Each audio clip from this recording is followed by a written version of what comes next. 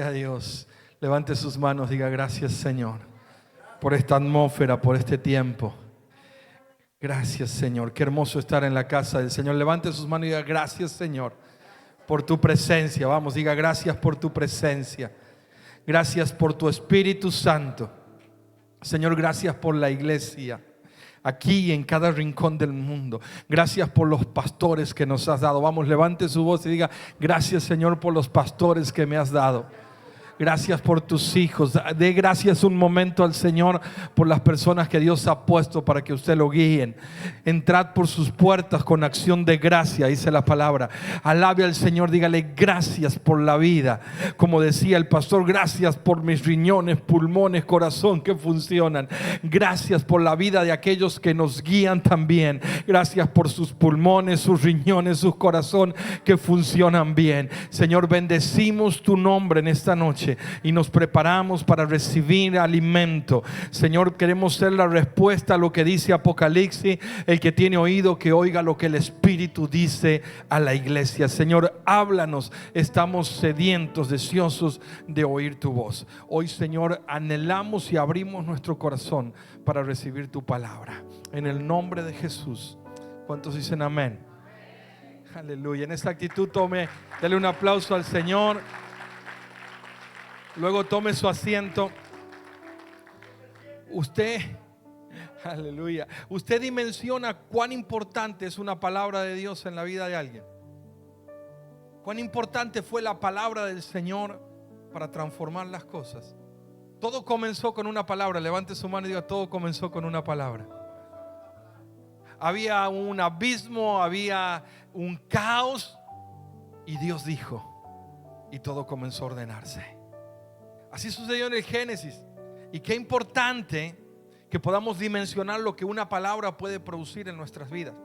Un día yo tuve una experiencia que me dejó marcado ese principio. Cuán importante es que una palabra de Dios llegue en el momento justo a nuestras vidas. Estaba durmiendo una noche, era invierno en Argentina, y sonó el teléfono. Hace varios años ya, era la época donde sonaba el teléfono de la casa, ¿no? Hoy ya no sé, ya no suena el teléfono de la casa, ¿no? Uno todo lo maneja aquí en el celular. Y sonó el teléfono de casa y se levantó mi esposa primero, atendió, eran como las 2:30 de la mañana, invierno frío, y vino mi esposa y me dijo: alguien te llama, quiere hablar con vos. Yo dije: ¿quién a esta hora? Me dice: no sé quién es un hombre, pero pide hablar con vos. Entonces yo voy y tomo el teléfono y me dicen: usted es el pastor, me dicen del otro lado. Y yo hago así, me despierto y miro si soy yo. Si soy yo. Y él me dijo así: dígame algo, dígame una palabra para que yo no me pegue un tiro en este momento. Porque en una mano tengo el teléfono y en la otra tengo un revólver. Hermano, ese es el momento donde tú te despiertas. Entonces se imaginan que yo le diga: ay, mire, me da unos momentos que yo voy a llorar a ver qué puedo decir, si Dios me habla algo. Entonces comencé a hablarle al hombre. Y él comenzó a recibir la palabra y comencé a ministrarle y a hablarle de lo que Dios podía hacer en su vida y también de lo que el enemigo quería que él haga esa noche. Y estuvimos más de 30 minutos en el teléfono y él no me decía quién era. Era de la ciudad, pero no me decía quién era. Y en lo que fue la conversación y la administración, él me fue dando algunos indicios de quién era. Yo no lo conocía, pero me dijo dónde vivía. Entonces yo le dije: esa hora yo voy ahora a tu casa. Él me dijo: bueno, lo espero, voy a dejar la puerta abierta de casa. Entonces yo saqué el auto a esa hora, me fui, llegué al lugar que me había indicado. Estaba la puerta abierta, yo entré y el hombre estaba en un sillón de la casa. Estaba ahí llorando. Y estaba a la par una mesita con el teléfono, el revólver y una botella de whisky. Y él me dijo ese día: si usted no me hubiese dado una palabra esta noche, yo hubiese terminado con mi vida.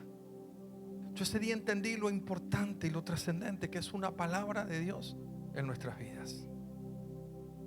La palabra que llega para ponerle el fin a una temporada y para abrir también una nueva temporada. La palabra que llega para ordenar lo que estaba desordenado.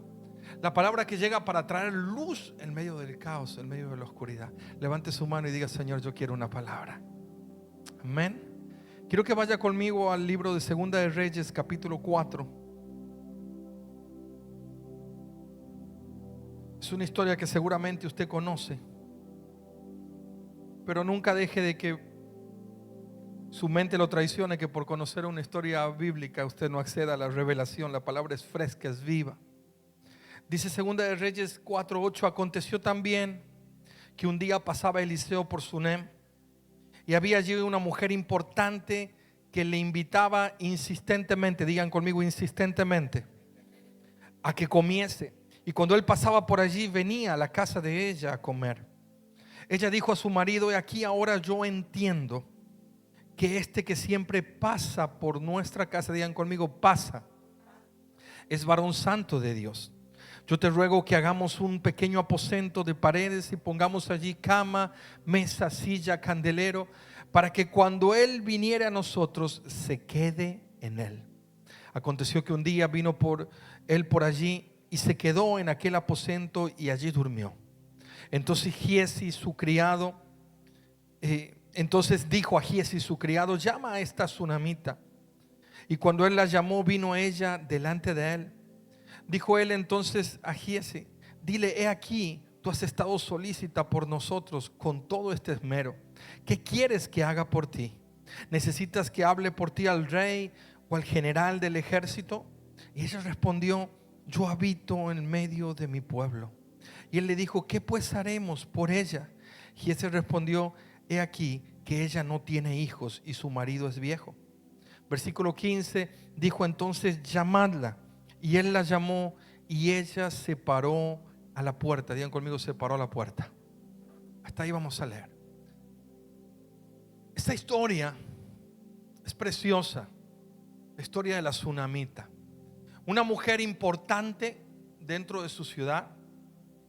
Una mujer que tenía cierta estabilidad en todas las áreas de su vida. Y que tenía un hambre especial por las cosas del Señor. Dice la palabra que cada vez que Eliseo pasaba, estamos en la época de los profetas, donde Dios se manifestaba y el profeta representaba la voz, la palabra de Dios en la tierra. Y no solo eso, sino que hasta impartía y representaba la misma presencia del Señor manifestada al pueblo. Y esta mujer algo percibe en Eliseo, que dice que comienza a invitarlo insistentemente a que venga a su casa. Si hay algo que tenemos que aprender de la sunamita, son las actitudes que ella tiene. Digan conmigo: actitudes. Ella comienza a ser insistente en que Eliseo venga a su casa.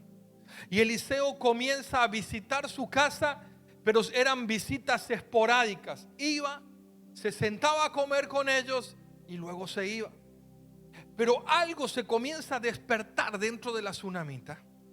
Ya ha conseguido que él venga a su casa a almorzar, a comer, pero ella no se conforma con eso, sino que nace dentro de ella un sentir, que es el mensaje, es el título de este mensaje. Nace, y yo creo que es algo que en estos tiempos que vivimos necesitamos despertar como iglesia. Esta mujer levanta un mensaje, levanta un testimonio, levanta una actitud que grita a los cuatro vientos: no me conformo, quiero más. No me conformo, quiero más.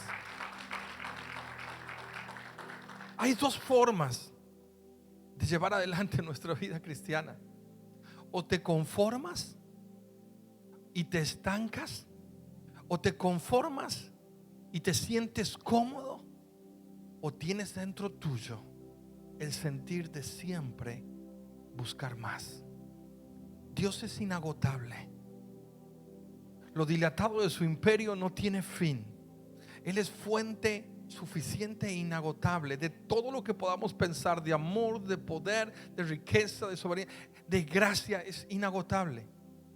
El problema es que nosotros a veces nos conformamos y ahí nos estancamos. Y hoy le estoy hablando a obreros, a líderes, a gente que anhela servir al Señor. Esta mujer dijo: no me conformo, quiero más. La tsunamita va a transicionar, y de eso quiero ministrarte hoy. Transicionar de encuentros temporales a una vida en la plenitud del Espíritu. Es que la gente se ha acostumbrado, a veces por el mismo sistema religioso, a las visitas esporádicas. Y hay gente que vive su vida espiritual en las visitas esporádicas. El jueves, el domingo, el jueves, el domingo, o el miércoles, o el día que sea la reunión. Pero esta mujer dijo: no, yo quiero más. Y ese querer más va a demandar algo. Número uno, digan conmigo, una actitud de búsqueda. Tiene que nacer en nosotros el querer. Tiene que nacer ese deseo de buscar más. Segundo, ella va a tener que hacer una inversión. Y perdóneme si estoy siendo mezquino con decir ellos, porque ella va a tener un sentir, pero su esposo la va a acompañar. Es increíble la tsunamita, porque ella tiene la idea, pero lo pone a trabajar a su esposo. ¿Cuántos conocen de eso? Eso pasa solo en Argentina. Ella le dice: mi amor, tengo una idea. Pero esa idea implica que él se va a tener que poner a trabajar y que va a tener que gastar también. Levante la mano quien conoce esas experiencias. Pastora, feliz cumpleaños. ¿Sí? Vamos a un aplauso a la pastora, ya está cumpliendo años, ¿no? El día de la patria en Argentina, te tenías que casar con un argentino. Ese era el sello, pastor, ¿no?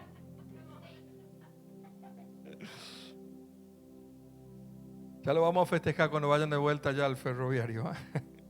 Mire, la tsunamita dice a su esposo: yo entiendo que este es un varón de Dios. Ella está diciendo: yo siento la presencia cuando él viene a casa.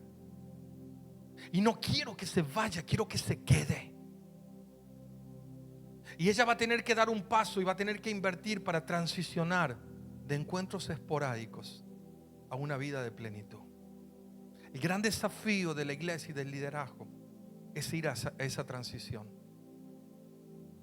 Porque los encuentros esporádicos tienen techos y tienen límites. Y llega hasta un momento y te conformas, o los rompes o transicionas, o te estancas. Y ahí te quedas. Y si esta palabra te confronta en esta noche, pues ese es el propósito. Que nazca en tu corazón el anhelo de crecer en todas las áreas de tu vida, pero especialmente en la pasión, en la búsqueda por la presencia del Señor, en el cuidado de tu vida espiritual. Tristemente, a veces los líderes y la iglesia han descuidado esa área. Y nos confiamos en que, total, me llega la gasolina del jueves hasta el domingo, del domingo hasta el jueves, y ahí vamos. Pero eso tiene límites. Y la historia de la tsunamita nos va a mostrar esos límites. Pero primero ella tenía que hacer una inversión. Le dice a su esposo: hagamos un cuarto. Eso implicaba una inversión. Eso implicaba dedicar tiempo, dedicar esfuerzo, trabajo. Para transicionar a una vida en el Espíritu vas a tener que despejar cosas de tu agenda, de tus tiempos. Vas a tener que decidir invertir de todos los recursos que Dios te ha dado para enfocarte en una búsqueda más profunda de la presencia de Dios en tu vida.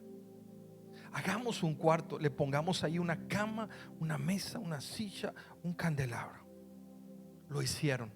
Y aconteció, dice el versículo 11, que cuando un día vino por ahí, se quedó en aquel aposento alto y allí durmió. Ella generó un espacio en su casa que pronto fue completado y llenado por la presencia que ella anhelaba. Cada lugar vacío que nosotros disponemos, consagramos, ese no era un lugar donde podía venir a quedarse cualquier otro. No, estaba destinado para eso. Eso habla de consagración de nuestros tiempos, de nuestros espacios. Y lo que está consagrado no se puede tomar para otras cosas. Si esto está consagrado para algo, está consagrado para eso. Ella no es que si venía un primo, un tío, un pariente, lo podía poner ahí en ese cuarto. No, eso estaba consagrado para un fin. Necesitamos aprender a consagrar nuestros tiempos, nuestros espacios, que son para Él, que son para nuestra intimidad con el Señor. El mayor desafío del liderazgo de estos tiempos es cultivar y mantener la intimidad en el Espíritu. Es ahí donde Dios te habla, es ahí donde Dios te da dirección, es ahí donde Dios te alimenta, es ahí donde Dios pone la pasión por aquellos que necesitan del Señor. La tsunamita y su esposo lo hicieron, y esto desató, ¿sí?, resultados, desató los milagros que ellos estaban esperando. Es increíble, pero Eliseo se siente tan a gusto que le dice a Giesi: llámala a la tsunamita y pregúntale qué necesita. ¿Te imaginas al Señor diciéndote: ¿qué necesitas? ¿Qué quieres que haga por vos? ¿Cuándo podemos escuchar esa voz? ¿Por qué Eliseo, cuando iba a comer esporádicamente en la casa, no le decía a la tsunamita: ¿qué necesitas? ¿Qué quieres que haga? Porque hay respuestas que vienen del cielo solamente cuando transicionas a otro nivel. Hay cosas que no se desatan solo en un almuerzo, sino que se desatan en la comunión permanente, cuando transicionas a una vida en plenitud en el Espíritu. Y hay gente que está hace tiempo pidiendo algo, buscando algo o anhelando algo, y no lo recibe, y hasta se frustra, y Dios está esperando que tú te vayas al próximo nivel, al que subió la tsunamita con su esposo. Eliseo los llama, ellos vienen al borde. Dice: me impacta esto, porque miren, le dice: ¿qué quieres? ¿Quiere que hable al ejército? No, ella dice: yo no necesito eso. Ella vive en paz. Era una mujer importante en la ciudad. Era una mujer que tenía recursos. Te voy a decir más: era una mujer que tenía ahorros. ¿Cómo que tenía ahorros? Sí, tenía ahorros. Porque tú, para decir de un día al otro: hagamos un cuarto, hagamos una habitación, compremos lámpara, mesa, silla, tú tienes que tener.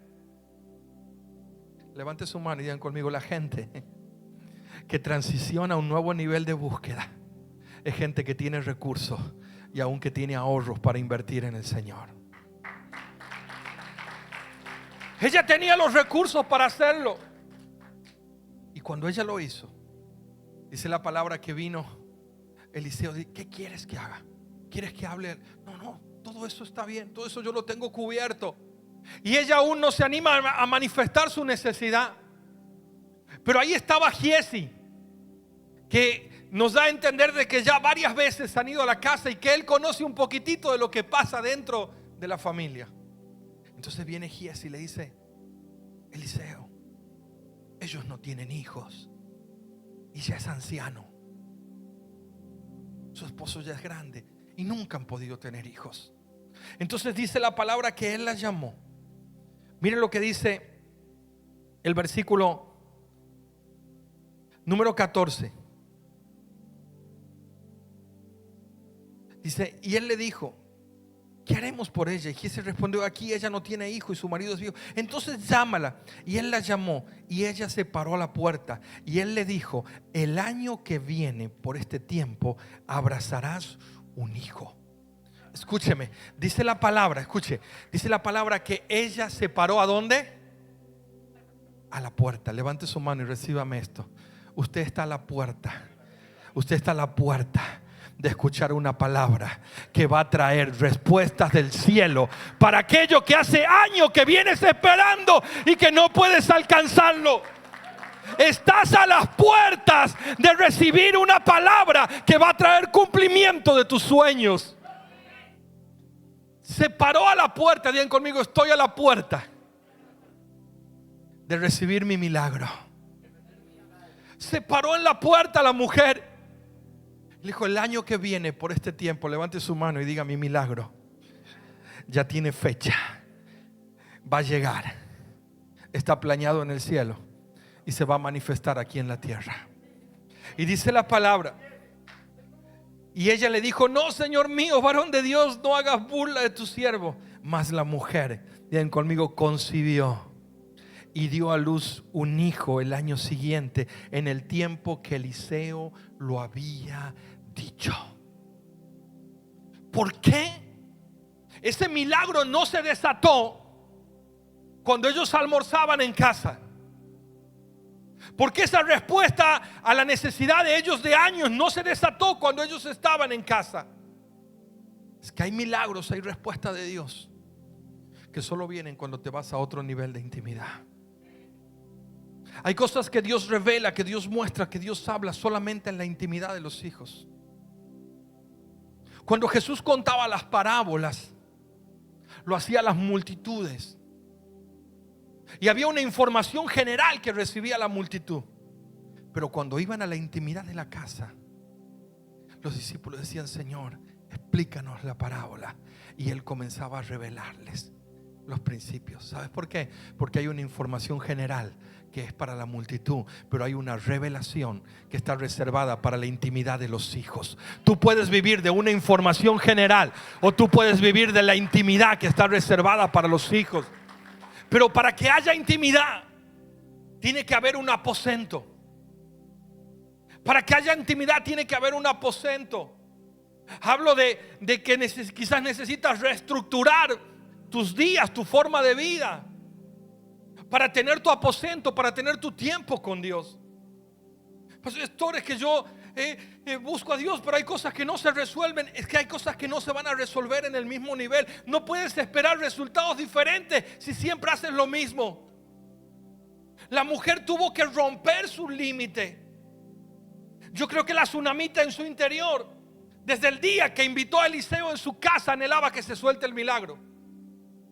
Pero ella se dio cuenta que pasó un tiempo y eso no pasaba. Entonces ella dijo: voy a ir por más. Levante su mano y diga: voy por más. Quiero más. A mí me impacta el primer milagro que el Señor hace, que lo vemos en las bodas de Caná. Juan capítulo 2, el Evangelio dice, mírenlo conmigo: al tercer día se hicieron unas bodas en Caná de Galilea, y estaba allí la madre de Jesús, y fueron también invitados a las bodas Jesús y sus discípulos. Y faltando en vino, la madre le dijo: ¿no tienen vino? Y Jesús le dijo: ¿Qué tienes conmigo, mujer? Aún no ha venido mi hora. Y su madre dijo a los que servían: haced todo lo que os dijere. Y estaban allí 6 tinajas de piedras para agua, conforme al rito de la purificación de los judíos, en las cuales de ellas cabían 2 o 3 cántaros. Esos son 100 litros de agua en cada tinaja. Jesús le dijo: llenad estas tinajas de agua. Y dice: y las llenaron hasta arriba. Digan conmigo: hasta arriba. La primera manifestación del poder del Señor, lo que conocemos por el primer milagro del Señor. Aún María diciéndole, y el Señor diciendo: todavía no ha llegado mi tiempo, pero haciendo el milagro. La primera manifestación tiene que ver con la llenura. Tiene que ver con transformar un estado de algo que está vacío a algo que está lleno. Y es interesante porque las vasijas, estas tinajas, eran de piedra. Y en diferentes pasajes en la Escritura Dios va a comparar nuestras vidas con vasijas, con tinajas. Eran de piedra, es la que usaban los judíos para la ceremonia de la purificación. Entraban 100 litros en cada una. ¿Y cuántas había? 6. ¿Y cómo estaban las tinajas? Número 1, estaban vacías. Y el Señor le dice: llenadlas de agua. Las tinajas representan diferentes estados en nuestras vidas. ¿Cuántos han tenido vidas vacías? Levanten su mano. Yo he estado vacío mucho tiempo. Y el primer estado son esas tinajas vacías. Pero luego el Señor viene y dice: llenadlas de agua. Dice que fueron y las llenaron. Póngase la mano en la cabeza aquí y diga conmigo: hasta arriba. Me gusta NBI cuando dice: hasta el borde. Levante su mano y diga: hoy me voy a llenar hasta el borde. No te conformes con tu tinaja ni vacía ni a media, sino yo quiero hasta el borde. Dice que las llenaron hasta el borde. ¿Pero de qué las llenaron? De agua. Pregunto, ¿solucionaba eso el problema? Pero el agua, ¿qué hace? El agua limpia. El agua purifica. El agua representa la palabra. Hay un estadio de nuestras vidas donde nuestras vasijas están vacías, nuestras vidas vacías. Pero luego hay un tiempo donde necesitamos llenarla de palabra, que la palabra nos limpie, nos purifique, llene nuestro interior. Pero aún eso no es suficiente. Hacía falta que haya una transformación. Dice que, miren, lo leamos para que sea textual. Llenar la vasija hasta arriba. Entonces él dijo: sacad ahora y llevarlo al maestresala. Y se lo llevaron. Y cuando el maestresala probó el agua hecha vino, sin saber de dónde era, aunque lo sabían los sirvientes que habían sacado el agua, llamó al esposo. ¿A quién llamó? Y le dijo: todo hombre sirve primero el buen vino, y cuando ya han bebido mucho, entonces el inferior. Mas tú has reservado el buen vino para el final. Este fue el principio de señales que Jesús hizo en Caná de Galilea y manifestó su gloria, y sus discípulos creyeron en él. Cuando le llevan el vino al encargado de la boda, él lo prueba y lo hace llamar al novio. ¿A quién lo hace llamar? Y le dice: tú has dejado el mejor vino para el final. En la historia bíblica, ¿quién es el novio? Es Él. Es el Señor. El mejor vino. Este es el primero de los milagros del Señor. Ahora nosotros estamos en el otro extremo del tiempo profético. Estamos en el final de los tiempos. ¿Alguien tiene alguna duda de eso? Que estamos en la recta final. Y el maestro sale y dice: tú has dejado el mejor vino para el último. Es la manifestación del Espíritu. La mejor está reservada para la iglesia de nuestros días. Pero es necesario llenarse hasta el borde. Los discípulos del Señor fueron instruidos en la palabra, en las enseñanzas. El próximo domingo, este domingo, vamos a celebramos Pentecostés. 50 días después de la Pascua. Cae este domingo, en unos días. Fíjense que los discípulos recibieron la palabra, recibieron toda la enseñanza, vieron al Señor hacer milagros, resucitar muertos, sanar enfermos. Sin embargo, cuando el Señor ascendió, ellos no podían salir a hacer la obra. Ellos debían esperar que se cumpliese la promesa. ¿Y cuál era la promesa? Vendrá sobre ustedes el Espíritu Santo y me serán testigos en Jerusalén, en Judea, en Samaria y hasta lo último de la tierra. O sea que ellos no podían llevar adelante su ministerio, sus dones, su llamado con la experiencia que tenían, aún con la palabra de lo que conocían. Necesitaban el Espíritu. Yo creo que la primera tentación de los discípulos fue salir, decir: bueno, ascendió a los cielos, vamos ya. No pueden. Necesitan del Espíritu Santo sobre sus vidas. Permanezcan en Jerusalén hasta que venga sobre vosotros el Espíritu Santo. Es interesante, pero los discípulos, ¿a dónde se fueron? ¿A dónde estaban reunidos? En el aposento, dígalo fuerte, ¿cómo era el aposento? Alto. ¿Y en el día de qué? De Pentecostés. ¿Qué era el día de Pentecostés? Era una de las fiestas importantes de las celebraciones judías. 50 días después de la Pascua del Cordero allá en Egipto, la primera Pascua, 50 días después, en las alturas, en el Sinaí, Dios le da a un hombre, Moisés, las tablas, la ley. Ahora, ese fue el primer Pentecostés, 50 días después de la Pascua. Ahora, en la Pascua más importante de la historia, que fue la Pascua donde Jesús murió y resucitó, 50 días después debía darse el Pentecostés más importante. Y ahí vino el Espíritu Santo sobre ellos. Es interesante, pero tanto en el Sinaí, un lugar alto, como en Jerusalén, ellos debían subir al aposento alto. ¿Sabe de qué habla eso? Los lugares altos hablan de nuestra búsqueda, de subir, de buscar, de tener ese hambre. En el Sinaí, ¿qué es lo que se veía? ¿Qué veía Moisés ahí arriba? El monte, ¿cómo estaba? Humeaba. El fuego de Dios estaba ahí arriba. En el Pentecostés, ¿qué es lo que vino sobre sus cabezas? Llamas de fuego. La iglesia nació en el fuego y en el poder del Espíritu Santo.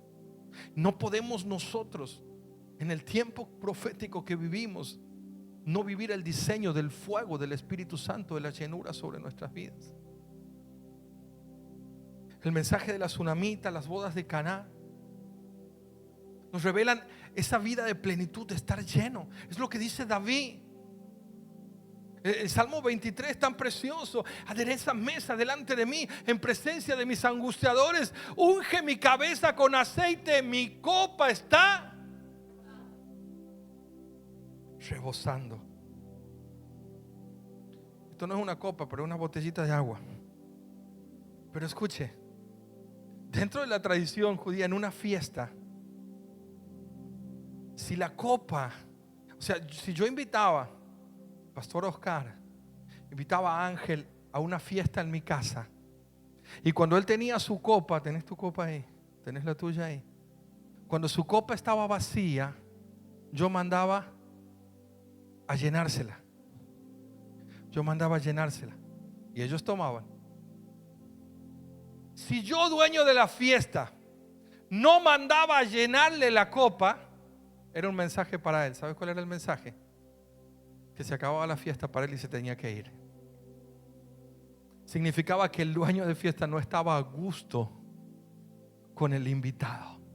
Pero si yo le mandaba a llenar su copa, significaba que estaba a gusto con él en mi fiesta.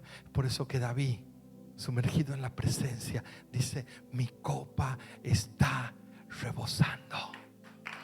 Mi copa está rebosando. ¿Por qué? ¿Por qué necesitamos profundizar el concepto de vivir en esa llenura del Espíritu Santo? Me impactaba cuando el pastor oraba al principio. Decía: Señor, guarda la iglesia de distorsionarse, de irse, de apartarse. Que vivimos en tiempo donde lo superficial a veces quiere destituir y sacar del lugar lo importante. Y si hay algo que la iglesia no puede dejar de vivir, es la llenura, la plenitud del Espíritu Santo. Y es una amenaza, es una tentación. Es algo que se nos presenta todos los días, acostumbrarnos a vivir en nuestra fuerza, en nuestra naturaleza, en nuestra sabiduría, aún en nuestros talentos, y dejar de depender del Espíritu. Cuando en las bodas de Caná, él prueba el vino, el maestro sale y dice: tú has dejado el mejor vino para el final. Lo que vio Joel, lo que se profetizó: en los últimos tiempos derramaré mi espíritu sobre toda carne. Los jóvenes, los ancianos, ese avivamiento. Pero empieza en tu vida, empieza en ese altar, empieza en ese aposento, empieza en esa búsqueda profunda. Empieza en ese confrontarte si realmente estás teniendo hambre por la presencia de Dios, de quiero más, o te estás acostumbrando. Necesitamos más. ¿Cuánto quieren más? Yo recuerdo la canción de hace años que cantábamos, que decía: yo quiero más y más de Cristo. ¿Alguien la conoce? Yo quiero más de su poder. Necesitamos más de su presencia. ¿Por qué digo que es una amenaza? Y es una tentación el dejar de vivir la plenitud. En Pentecostés dice la palabra que en el aposento alto fue el Pentecostés más importante. Así como en el lugar alto del Sinaí vinieron las leyes. Ahora, qué interesante. ¿A quién Dios le dio la ley en el Sinaí? ¿A quién se la dio? Dígame, ayúdeme. Fuerte, dígalo. A un hombre. A un hombre. Y cuando bajó Moisés, ¿cómo estaba el pueblo? ¿Cómo estaba el pueblo?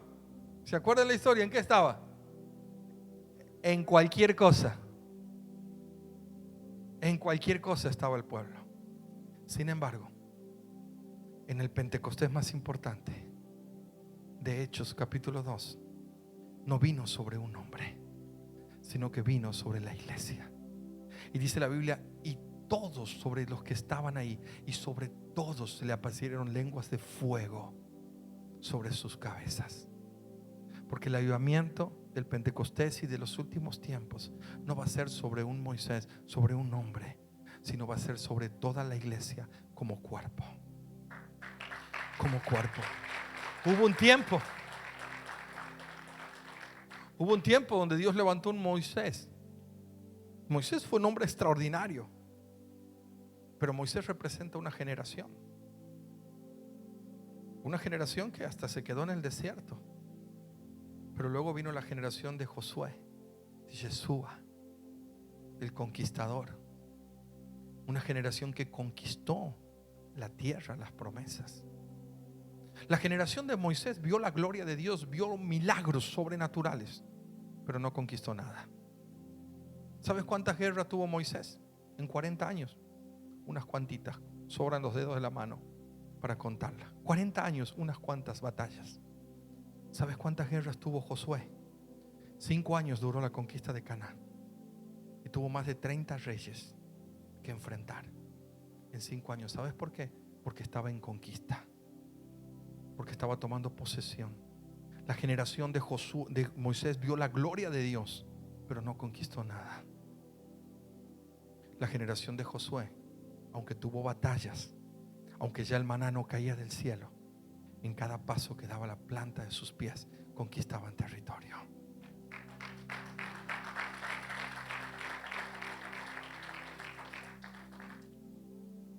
Lo que pasó en el principio de la iglesia en Hechos, y hay un hecho que está registrado que nos prende una alarma para no caer en ese error. Y con eso quiero cerrar hoy día, en esta noche, este tiempo para los servidores de esta casa. Y quiero que vayas conmigo a Hechos capítulo 19,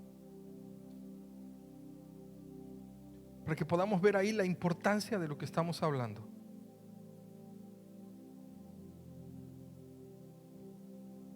Hechos capítulo 19. Dice: aconteció entre tanto, lo tenemos aquí en la pantalla, ahí estamos, bien. Aconteció entre tanto que Apolos estaba en Corintio, Pablo, después de recorrer las regiones superiores, vino a Efeso.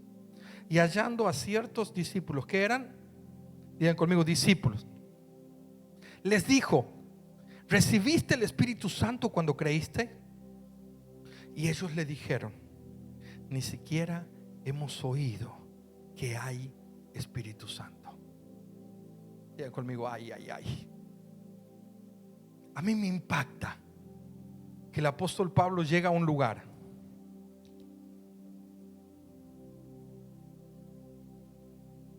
se encuentra con discípulos, no los saluda, no se presenta, no les dice: ¿cómo les va, hermano? Dios les bendiga. Lo primero que él les dice: ustedes, óiganme, ustedes ¿recibieron al Espíritu Santo? Es sorprendente la forma en que él encara esta conversación. Es tan confrontativa, pero mi pregunta es: ¿qué será que pudo discernir el apóstol Pablo en ellos? ¿Qué fue lo que su discernimiento espiritual le indicó cuando se encontró con estos discípulos? Si tú te encuentras con alguien que le falta una pierna, te das cuenta que le falta una pierna. Si tú te encuentras con alguien que le falta un brazo, te das cuenta que le falta un brazo. Estoy hablando del plano físico, pero ¿qué es lo que el apóstol pudo discernir cuando se encontró con ellos que les faltaba a estos discípulos? Y le dice: espere, ustedes recibieron al Espíritu Santo. Si la pregunta de Pablo es sorprendente, mucho más lo es la respuesta de parte de ellos, porque ellos contestaron: ni siquiera sabemos que existe el Espíritu Santo. ¿Qué eran ellos? Discípulos. Se reunían, habían creído en el Señor. Mire lo que dice el versículo siguiente. Entonces dijo: ¿en qué pues fuiste bautizados? Ellos dijeron: en el bautismo de Juan. O sea que eran discípulos, habían sido bautizados, se reunían, pero no conocían al Espíritu Santo. Entonces, siguiente. Dijo Pablo: Juan bautizó con bautismo de arrepentimiento, diciendo al pueblo que creyesen en aquel que vendría después de él, esto es, en Jesús, el Cristo. Cuando oyeron esto, fueron bautizados en el nombre del Señor Jesús. Y mire lo que dice el versículo 6. Y habiéndoles impuesto Pablo las manos, vino sobre ellos el Espíritu Santo, y hablaban en lenguas y profetizaban. El versículo 7 es sumamente revelador. Miren lo que dice: eran por todos unos 12. ¿Cuántos eran?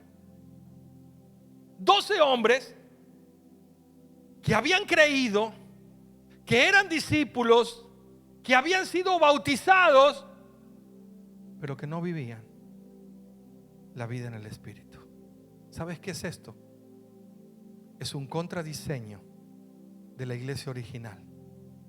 La iglesia original nació con 12 hombres que habían creído, que habían sido bautizados, pero que estaban llenos del Espíritu Santo.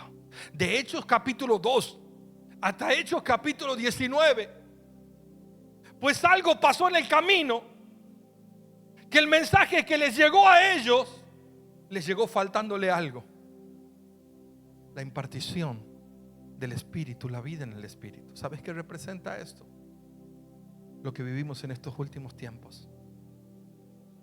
Iglesias, cristianos que se enfocan o solo en el conocimiento o solo en sus capacidades, pero han sacado al Espíritu Santo de su agenda. Y déjame decirte algo: no puedes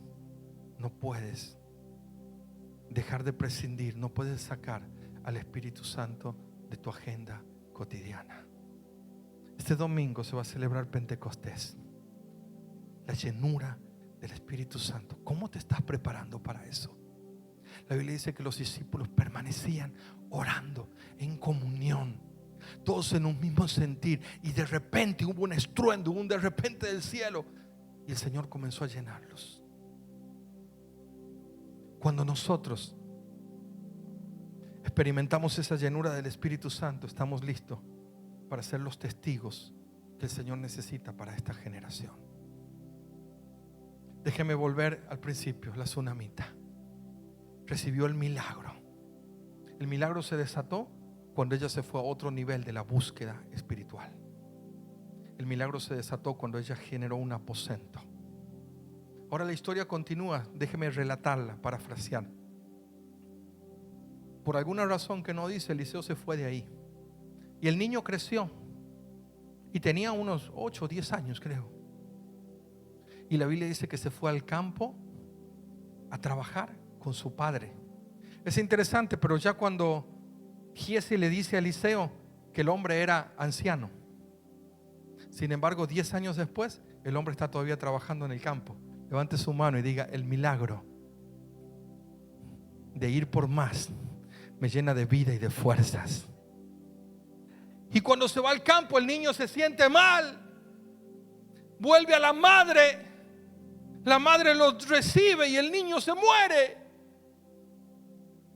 Wow, ¿y aquí qué pasó? Y dice la Biblia que la madre sube al aposento alto y lo pone en la cama donde Eliseo dormía, pero Eliseo ya no estaba ahí. Entonces va, le dice a su esposo: prepárame un sirviente, dame una mula, un burro. Voy a ir a ver al hombre de Dios. Y el hombre le contesta: hoy no es día de fiesta ni día de celebración, ¿por qué vas? Es interesante, pero la esposa, la tsunamita, no le revela a su esposo que el niño ya ha muerto. ¿Por qué no lo hace? Yo creo que simplemente ella sabe que en él no está la respuesta y la solución que él necesita. ¿A quién le cuentas tus problemas? ¿Delante de quién vas a buscar las soluciones?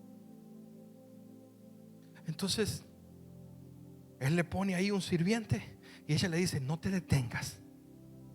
¿A dónde tenía que ir? Al Monte Carmelo, allá arriba, a donde estaba Eliseo. Ahí va. Llega. Eliseo la ve de lejos y el Señor no le revela qué es lo que le ha pasado, pero le dice: viene angustiada. Ve a preguntarle. Giezi va, se adelanta. Dice: ¿qué necesita? ¿Cómo están? Y ella contesta: todo está bien. ¿Será que realmente esto será una actitud de fe de ella, decir todo está bien? Yo no creo que sea una actitud de fe. Yo creo que simplemente ella está dando otro paso más, diciendo: tampoco Giezi tiene la respuesta a lo que yo necesito. Ella necesitaba llegar ¿a dónde? A Eliseo. Y cuando llega a Eliseo, le dice: ¿acaso yo le pedí a usted esto? ¿Acaso yo le pedí? Entonces Eliseo le dice a Giezi: adelántate y ve hacia la casa y ve a donde está el niño, pon mi báculo sobre. Giezi va y lo hace, pero no sucede nada. Tiene que llegar a Eliseo y volver a estar en el lugar que ella había preparado para que el milagro traiga vida a lo que Dios había dado, pero que se había muerto. Tiene que volver Eliseo a ese aposento. O sea, la presencia tiene que volver a ese lugar para que cobre vida. Yo sentí en mi espíritu que hay gente que Dios le ha entregado sueños, Dios le ha entregado cosas, pero que se han muerto en el camino. Necesitas recuperar ese aposento, esa búsqueda íntima de sentir que la presencia de Dios está ahí y que ahí tienes tu deleite, tu sustento. Cuando Eliseo llegó, y conoces la historia, se va a tender sobre el niño va a estornudar y el niño va a volver a la vida. Todo lo que la mujer buscó es que Eliseo vuelva al lugar que ella había preparado. Ni su esposo, ni Giezi, nadie podía resolver eso. Es cuando tú sabes que solamente la presencia de Dios en tu vida es la que trae la respuesta. Necesitas transicionar a esa actitud de quiero más, de tinajas llenas de vida bajo la unción del Espíritu Santo. Cierra tus ojos ahí en tu lugar.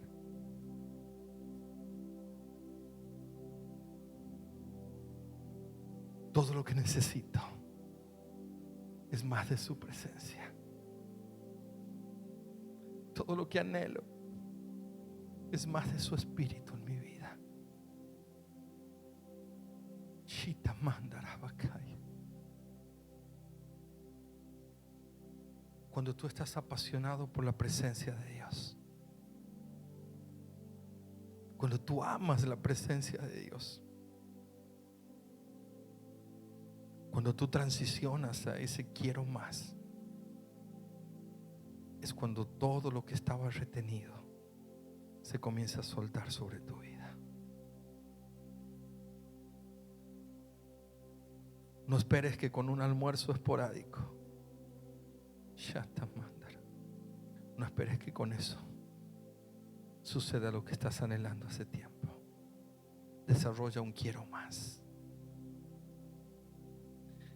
El esposo de la tsunamita aún no había transicionado esa mentalidad.